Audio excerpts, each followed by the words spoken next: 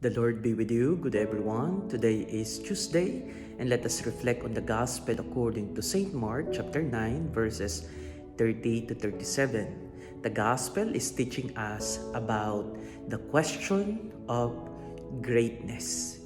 Human greatness is always associated with success, with how we show ourselves to the people, especially in our age of social media.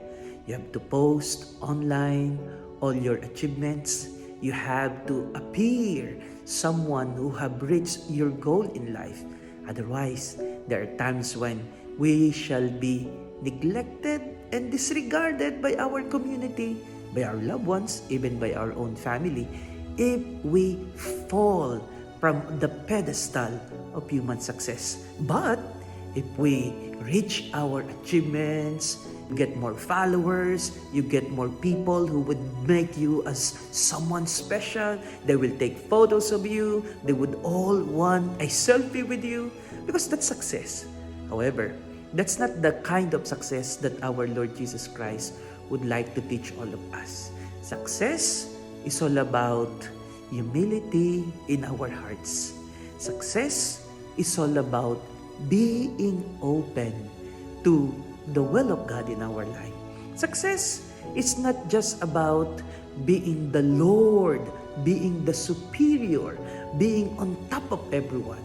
Success is having that kind of fulfillment coming from peace in your hearts, coming from the kindness of your heart, coming from that willingness to trust people around you.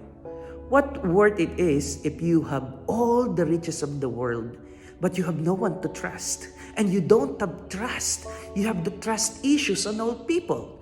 But success is all about knowing that you can be trusted and you can trust people around you.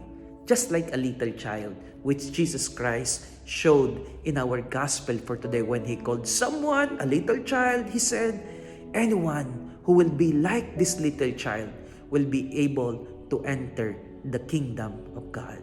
So success is being a child, having the childlike attitude of trust, confidence, humility, openness, and most of all, faith in the power of God that is operating in our lives. God bless.